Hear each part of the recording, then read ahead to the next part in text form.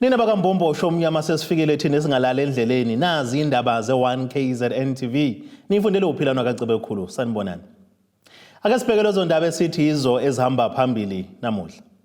Uvelile Osolwa ngokubulala Uthishanhloko. Kutholakale Ikhanda Nomlenze wengane kwaDukuza.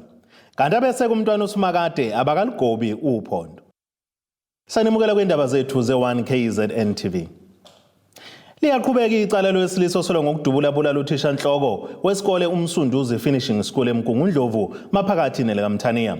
Umsolwa uSimphiwe Mpelo bevele ke enkantolo kaMantshi khona eMgungundlovu namhlanje lapho beqhubeka khona isicelo sakhe sebhayili. Incwadi ke efungelwe iveza ukuthi uMpelo usolwa ngokugasela kulesi sikole ezofuna ke umkakhe okwathi uma ngabe ngamtholi wabesevulela ngenhlamvu umufi uBongani Sibiya. Owesilisa Osolwa ngokudubula abulale Uthishanhloko utshele inkantolo yaMantshi eMgungundlovu ukuthi uhlose ukuliphika icala abeke lona. Kanti encwadini efungelwe afundelwe yona ummeli wakhe enkantolo umsolwa uSimphiwe Mpelo utshele inkantolo ukuthi wayeqonde ukuyowasha imoto yakhe endaweni engasesikoleni lapho kufundisa khona umufi kanye nonkosikazi wakhe. Uthe kanti kuzofika umufi afike kuyena azazise bese beyaxoxa. Uthi ke uMpelo wabese yazichaza ke umufi yena ke uMpelo wabeke esehluleka ke kuzibamba wamtshela ngezinsolo anazo ngaye zokuthi unobudlelwane bezothando nonkosikazi wakhe. Uthe umufi wabe eseyamnyalela ukuthi ke mabawelele ngaphesheya esikoleni ukuze beyoxoxa kabanzi ehhovisi lakhe. uMpelo uthe ukuxoxa kwabo ehhovisi likaThishanhloko kwaholela ekutheni kuphakame imimoya wabe eseyamtshela umufi ukuthi angazivikela ngesibhamu sakhe uma ngabe khona isidingo. uMpelo njengesosha eliqeqeshiwe uthe wasebenzisa lobo buchule ukuthi ke abange isibhamu sakhe noThishanhloko wabeke eseyamhlula wabe eseyadubuleka uThishanhloko. Kanti umphenyi wecala uInnocent Gumede ngesikhathi ethula ubufakazi bakhe enkantolo uthe uphenyo luveza ukuthi umsolwa wayenezinsolo ngoThishanhloko kanye nonkosikazi wakhe. On that day, Your Worship, it was on the 7th September 2022, the accused before the court, he made an utterances, very sensitive utterances, saying that because his wife is cheating on him, he will kill his wife and kill himself. Furthermore, Your Worship, he was mentioning that he was accusing the deceased Mr. Sibiya that he was having an affair with his wife. uGumede uthe umsolwa wayekuhlelile konke lokhu akwenza. Your Worship, all in all, I can say this is a premeditated murder and it was well orchestrated because after those incidents of the message and the utterances made by the accused before the court on the 8th of September 2022, the accused before the court, he drew his firearm and he shot and killed the deceased Mr. Sibiya without doing anything after they had a conversation. When the accused before the court shot Mr. Sibiya, he then chased his wife. And remember, Your Worship, he was chasing his wife based on the evidence I mentioned earlier that he made an utterances that he wanted to kill his wife and kill himself. With the grace of God, the wife of the accused, she able to hide herself on the toilet at school. But the accused before the court, when he noticed that Mr. Sibiya is still alive, he decided to shoot him again. And Mr. Sibiya sustained severe injuries and he died on the same time on the scene of crime. uGumede uthe umsolwa wabaleka ngemumva kwesigameko waze waficwa amaphoyisa esesenyangeni okwathi umebona ukuthi uficwe amaphoyisa wabese yabaleka ephethe isibhamu sakhe ngesandla wangena ehlathini wangabe esatholakala. Icala lizoqhubeka khona kusasa. Ezindabeni ze1KZNTV nguAyanda Dube ngisemgungundlovu. Amaphoyisa kaDukuza eNyawo lesifundazwe KwaZulu-Natal asethatha abantu abangaphezulu kweshumi kuyophekwa ngembuzo ngesigameko sokubulawa kwengane yomfana eneminyaka eyisithupha yobudala. Lo mfanyana uDuke ngolesine lwedlule kwathi ngesonto kwatholakala ezinye izicubu zomzimba okukholakala ukuthi ngezakhe endaweni yaseNtshawini kwaDukuza ngaphansi kaWard 24. Kubika ukuthi ke kunomuntu othize othumelela umlayezo ngesonto eyalela umphakathi uthi zikuphi lezi icubu nangempela kumphakathi wabusunikela kuyona leyo ndawo wafika wathola ikhanda lengane Nomlenze. Wafika evakashela u-anti wathi ngoba ubhorekile hamba ungithengele u-anyanyisi. Wahamba wayesitolo wabuya nawo anyanyisi. Ingane zambone ngena nawo anyanyisi. Kodwa azange saphuma ka-anti. Sekuleza emfuleni kakubhalwe phansi ukuthi nifunani kwabhala umcibisholo kwathiwa end. Emva kwalokho kwaphela isikhashana kwangena imessage ethi hambani indivani phela sande nizomthola. Ngizothola Ikhanda Nomlenze. Kwayiwa khona ngoba vele amaphoyisa saseswalandile. Afika nawo nezinja kodwa umphakathi waqale wathola unyawo. Ngoba iwona wafika kuqala. Wathola unyawo kwalindwa amaphoyisa asathola Ikhanda ke. Liyaqhubeka uphenyo lokubheka komntwana womfana wakwaShwange okuvela ukuthi wadwa lesino ledlule kwathi ngosuku langesonto kwatholakala ezinye zezicubu zomzimba wakhe. Kumanje umphakathi inhlaka ezahlukene zigcwele inkalo ukumbheka ukuzokabanzi. Sinayo usihlalo wekomiti kwisifunda iLembe uBabzungu okuyena ozosithatha sibeke esithombeni mayelana nokuqhubeka kophenyo. Babzungu, siyakubingelela sikwamukela osukwini namhlanje. Ngiyabingelela dadewethu, siyabonga ukuba nisivakashele kulesikhathi esibhlungu kangaka emphakathini waseNtshawini kwaDukuza. Esimene esibhekene naso esibhlungu sokuthathwa kwengane encane yenzi uyibulawe ngalolu yahlobo bese kuthi umphakathi uhlalele ovalweni esingakaze silibone. Abenzi balobubi bathathe ingane ukubeze bayiqeda bayibulala base beyigqiba khona. Siqale lolo hlelo ke ngesonto kuze kube namhlanje kuLwesibili sihamba siyabheka sinethimba ke elivela emaphoyiseni akwaDukuza elithimba eliphezulu kakhulu ekwenzeni lo msebenzi esibambisene nomphakathi. Okhulumela amaphoyisa esifundazwe iKwaZulu-Natal usiqinisekisile isigameko wathi amaphoyisa ayaqhubeka nophenyo lwawo. Police in Kwadukuza opened a case of murder following the discovery of human body parts in a stream and bushes at the Enjawini area on Sunday. The body parts are suspected to be of the 7-year-old boy who reportedly went missing on 5 January this year. The search for the missing body parts continues, and investigations are underway to ascertain the true identity of the recovered body parts as well as the possible cause of death. Umnyango wezokuthuthukiswa komphakathi kulesi sifundazwe oholwa uNonhlanhla Khoza usigxile lesi sigameko wathi ufisa ukuthi umndeni uthola ubulungiswa bese kuthi umsolwa athola isijezi esimfanele. Kudebo Sibisi ngikwaDukuza. Ize noma ke isilumi isuzulu kaZwelithini kuyise sesigunyazwe nangohulumeni ehlaleni sokuhola kesizwe samaZulu kepha kubuka kasengathi usaqhubeka umbango wokuphikisana nokuhlala kwaso kulesi sihlalo. Lokhu kugqameke namuhla kwizithakamsha bezindaba eMorningside eThekwini kwaZulu-Natal ebesibizwe ngabeseka umntwana uSimakade abebecacisa ngodaba lenkantolo enkulu ePitoli esiyibeke eceleni izinsuku ezintathu okuzalela ngazo icala elifakwe ngabaphikisa ukuqoka kwesilumi isuzulu nokuzolalelwa ngenyanga kaNhlaba uMeyi noNhlangulana uJuni kulonyaka.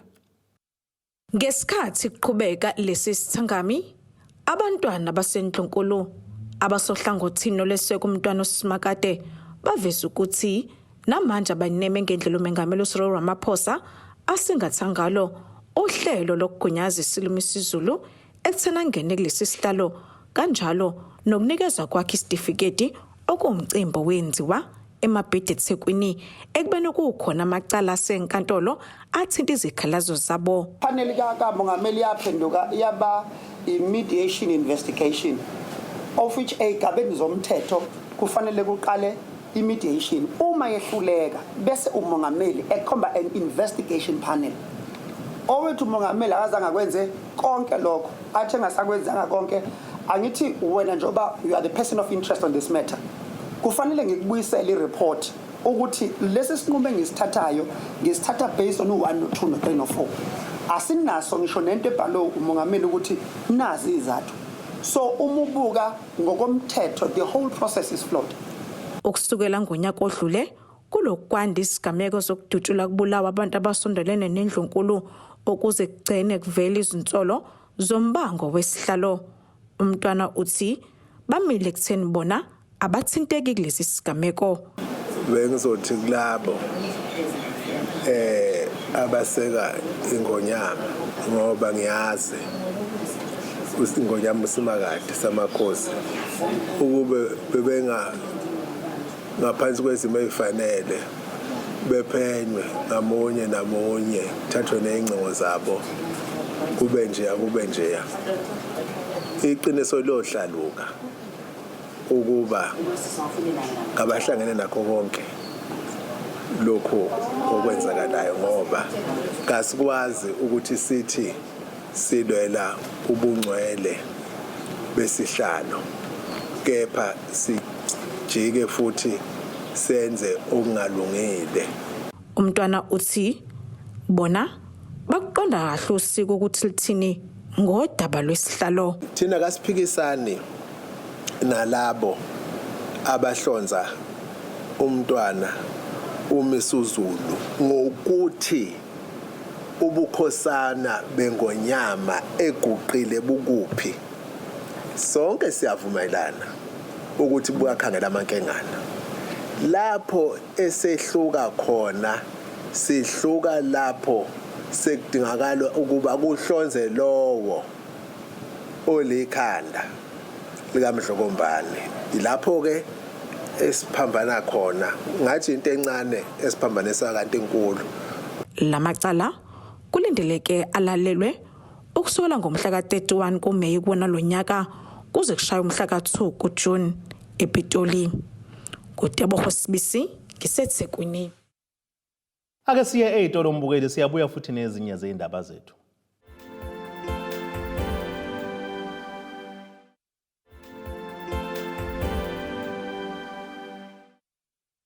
Nina besila sibonga siphinde sinamukele nisabukele zona indaba ze-1KZNTV. Nazo ke izona indaba esithi yizo ezihamba phambili namuhla. Uvelile Osolwa ngokubulala Uthishanhloko. Kutholakale Ikhanda Nomlenze wengane kwaDukuza. Kanti abese kumntwana uSimakade abakaligobi uphondo. Ilungu lomphakathi wasenhlangenyuko emthunzini enyakatho KwaZulu-Natal uVuyani Mlaba selizwakele sungenami ngeze ngendlela kubukhosi besizwe sakaMkhwanazi obusingethe ngayo indlela okwabiwa komhlaba. Umlaba wafika kule ndawo ngonyaka 1986 usola lo belibamba ubukhosi ezweni sakaMkhwanazi uMandla Mkhwanazi kanye nomkhandlu wakhe ngoba ke nesandla ekuthini ube nenkohlakalo ekudayiseni umhlaba wezakhamizi. Lokhu kuza ngemuva kokuthi ingxenye yesiza somuzwa kaMlaba ukwamandwe ngomakhelwana abathi ke bawunikwa umkhandlu wenkosi ngokusemthethweni.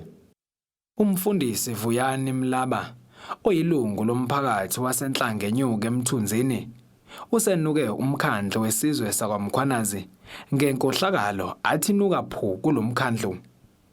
Umlaba usola lo mkhandlu ngokudayisa ngengxenye yesiza sakubo kubantu bakwamthethwa abangomakhelwane wakhe. Ngifisa kakhulu ukuthi ngitshele isizwe noma umphakathi wonke kwaZulu-Natal ukuthi la endaweni esakheke yona ngaphansi kobukhosi bakwaMkhwanazi asihlezi neze kahle. Njengomndeni nje wakwaMlaba ngikhuluma ngento eqondene nami nothi abanye. Sifikela sisabekwa ngokusemthethweni induna yayikhona ngaleso sikhathi ubaba uNgomntombela. Kuthe ngokuhamba kwesikhathi kwase kufika ke umndeni wakwaMtshali owacela ukuthi ubeke isitolo endaweni yala esakhe khona. Ngaleso sikhathi umuntu owayenduna ngaleso sikhathi kwakubaba uMkhonzini Mlondo okuyena umuntu owabeka isitolo. Sahlala kahle kakhulu nobaba uLemuka Mtshali okuyena owaye akhe isitolo. Okay, waze wahamba ke emhlabeni ubaba uLemuka Mtshali kwaze kwaba kuya siyavandalizeka isitolo. Thema sesivandalizeka isitolo kwase kufika ke abantu bakwamthethwa sebecela kumfana kaMtshali uLemuka ukuthi hayi ngoba nasi isitolo sivandalizekile besisacela ukuthi sisithenge ukuze sakhe inina umuzi wethu. Nangempela ke benze njalo abantu bakwamthethwa. Kuthe mesebezobekwa ngokusemthethweni. Kuthe kusuka lapho sabona sebengena ngaphakathi endaweni yakwaMlaba.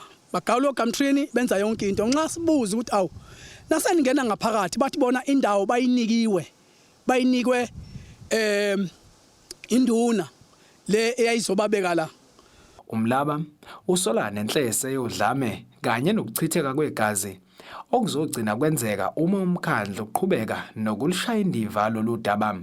akuthina sodwa esikhalayo baningi abantu abakhalayo ngobukhosi bakaMkhwanazi okuxoveka indawo zabo kuthathwa ikunikezwe abanye abantu and uma kulokuqhubeka kanje kuzogcina sekuchitheka igazi elingenasidingo ngenxa ubukhosi bakaMkhwanazi obugcwele inkohlakalo nokufanele ukuthi bazolungisa izinto okufanele bayilungise yilokho ebengicela ukuba bakwenze ngoba egcineni kuzothi mase kwenzakala izinto ebese kuthiwa kwakuthulelweni kwakulindweni yilokho ebesicela kanti ke owabe induna yasenhlangenyuke mhla kubekwa umuzo kaMthethwa uthi umkhandlu yiwona oweqhatha abantu umuzi ngowakwaMlaba awuyini phela ngangidweba nebandla nawumnikazi owayephumile kumhlaba ugumede wakwaMlaba lomhlaba amaqhatha abantu yilabo abafika imva lezi nduna eqhamuke siqhamuke ngopotsho kanti ke imizamo yokuthola ukuphawula ebukhosini bakwaMkhwanazi ngayibanga yimpumelelo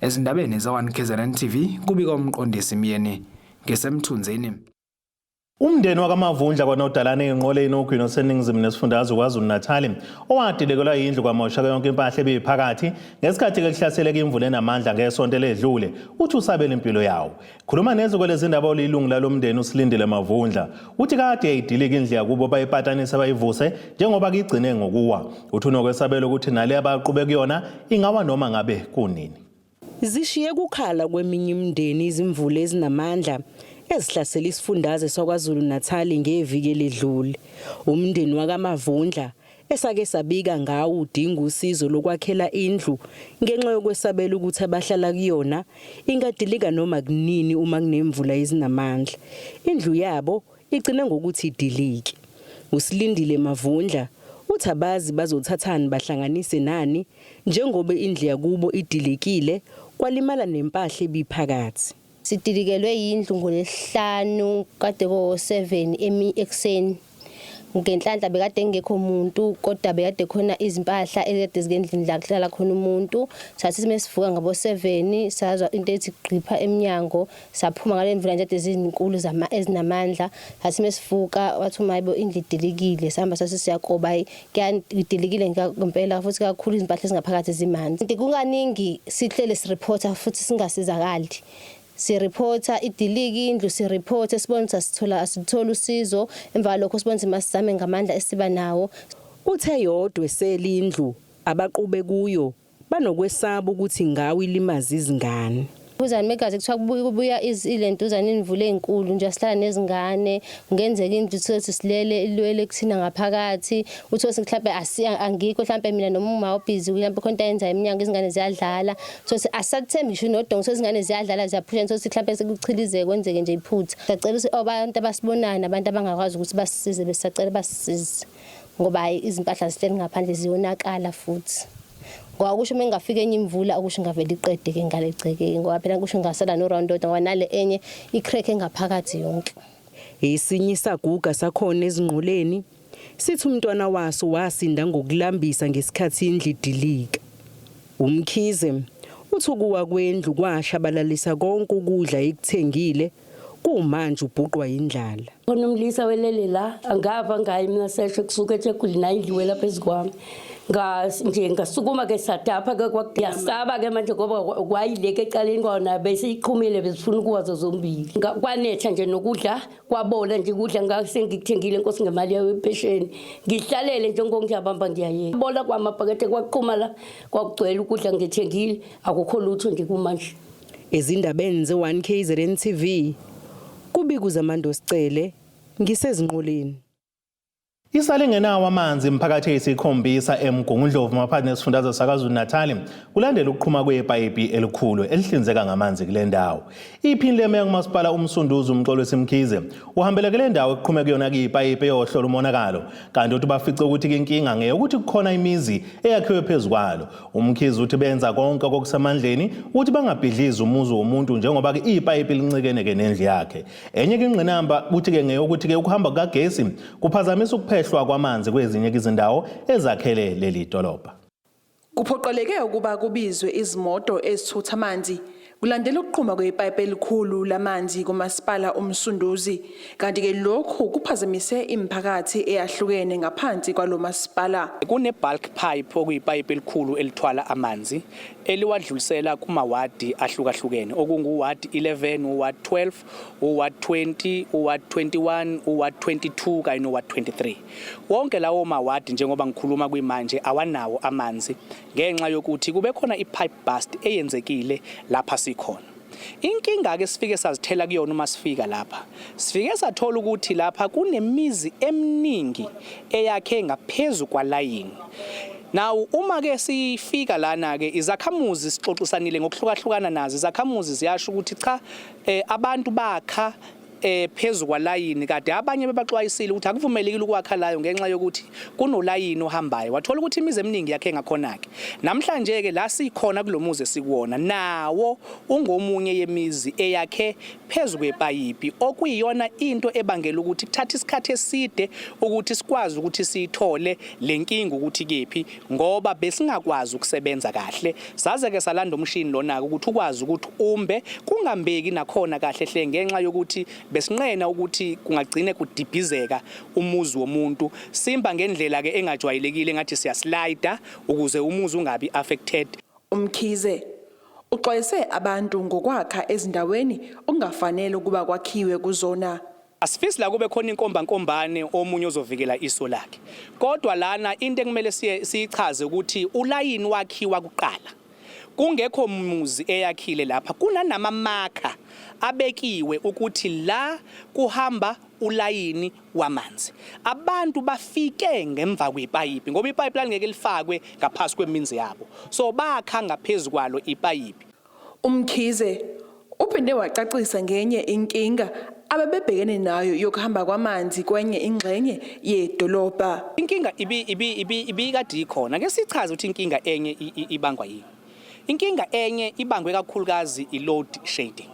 Ngesikhathi amanzi lapha endaweni ekuthiwa iseGroenkloof engaphantshwa khona okuyiyona la sithola khona amanzi esuka kwi-purification plant eseHowick West iwathumele eGroenkloof la khona ama pump station ebisithumela amanzi endaweni ezihlukahlukene ezakhele umsunduzi.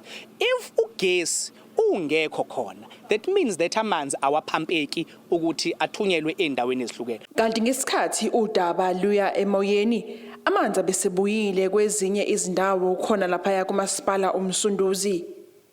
Ezindabeni ze 1KZNTV ngu-Ayanda Dube ngibika ngisimgongundlovu. Donsa kanzima wesifazana wasendaweni yaseGcilima esigodini sakwaBhokodisa ogwini seningizimu nesifundazwe KwaZulu-Natal ophethwe yisifo esingajwayelekile nesimkhubaza usuku nosuku. Uzodwa Mkhize usekhubazeka iminyaka eli-18 kanti unakekelwa kwindodana yakhe neminyaka engama-24 yobudala. Uthi kinzima impilo kuyena ke njengoba amalunga omzimba wakhe efa nsuku zonke nokumenza angabe sakwazi ukwenza lutho abe yinto nje yombhede. Umfana oneminyaka engama-24 waseGcilima esigodini sakwaBhokodisa ubhekene nomsebenzi wokunakekela unina owavele waphathwa yisifo esingajwayelekile nesimkhubaza usuku nosuku njengoba nsuku zonke kufa amalunga omzimba. Uzodwa Mkhize ulandisa ngobunzima abhekene nabo. Ngehlelwa ukukhubazeka bengumuntu nje okwazi ukuzihambela enza izinto njengabantu bonke. Ngaqala ngaphathwa idolo laka left kusuka inkomishi edolo bayibiza ngokuthi ini isuke imove yohlala ngemuva emsipheni. Uma isuka lenkomishi iya ngemuva ngiwe phansi mina bese ngiyagoqana umzimba engazi ukuthi umuntu onama majaqamba. Buya ke bangitshela ke ngisesibhedlela ukuthi isifo abasithola kumina ifibromyalgia. Lesifo lesi asikho bathi asikho la eSouth Africa. Bathi kumina ngowesine engitholakala naso. Uhlengezela izinyembezi wakhala ngesikhathi eveza ukuthi walahlwa umndeni wakhe. Inhlungu zalesifo sizinzima ngalendlela eyisimanga. Futhi lesifo sihamba sihambe sibulale amaphathi emzimbeni kancane. Nginakekelwa ingane yami yomfana iyangigeza njengoba ngilele kanje angikwazi mina ukuzivukela ngihlale ngesinqa. Uma ngihlala ngesinqa lento isingibulela umgogodla. Ngiyahlukumezeka kulomndeni engikuwona. Nginawo umndeni kodwa awungifuni. Uma uyaphila kodwa akangifuni. Isono sami angisazi ukuthi yini. Angazi. Akangifuni uma abafowethu abangifuni. Unxusa noma yiluphi usizo ukuze naye azibone ehamba ngezinyawo zakhe ngelinye ilanga. Ngikhuluma nje udaba lami ngilibeka kunina nonke nizobona ingoba ngifuna usizo. Ngiyacela noma ubani ongaba nosizo ekubhaleni kwami kuma social media ngoba ngangifisa angifune imali engangicela ukuthi kuthelele umntwana wami umsebenzi akwazi ukusebenza akwazi ukungilekelela ngeke ukusokolela imali yokuya ezibhedlela emakliniki. Uma ngihamba kuqasha imoto ngisala ngenayo imali mina ukuthi ngikwazi ukuthenga zonke lento ethiwa ngizidle ngizozithenga ngani. Ezindabeni ze1KZNTV kubikuzaMando Sicele ngisegcilima. Ake siphinde sithi shelele edolo mbukelo sibuye futhi nezinye izindaba.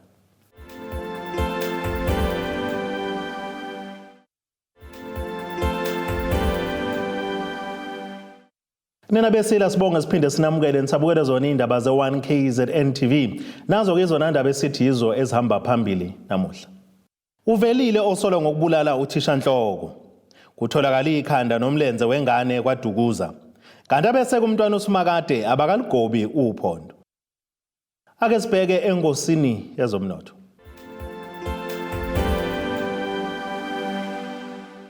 Iranda kuleli bizo 16.94 cents kuye dollar laseMelika libe ngu20.62 cents maliqhathaniswa nopondo waseBrithani libe ngu18.20 cents kwi-euro yase-Europe. Intengo yegolide yona $1,874.34 cents ounce kuthi intengo yolongahluziwe ngu$79.65 cents umphongolo. Ake sibheke engosini yezemidlalo.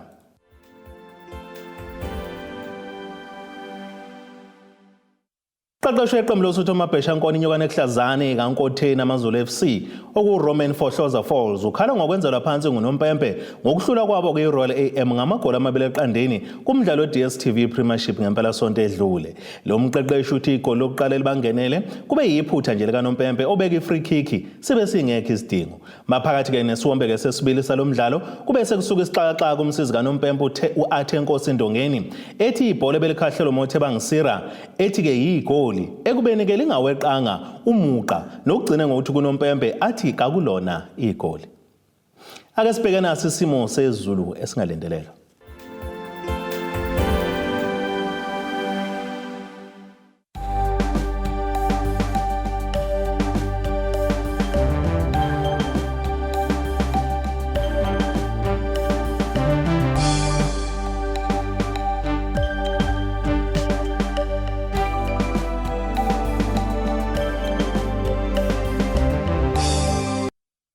Nina benyathe emnyama kandaba ejame ngomkhonto phezulu komzimvubu amamponda isabo kuyehlela ziyagoqa la kuze kube ngokuzayo.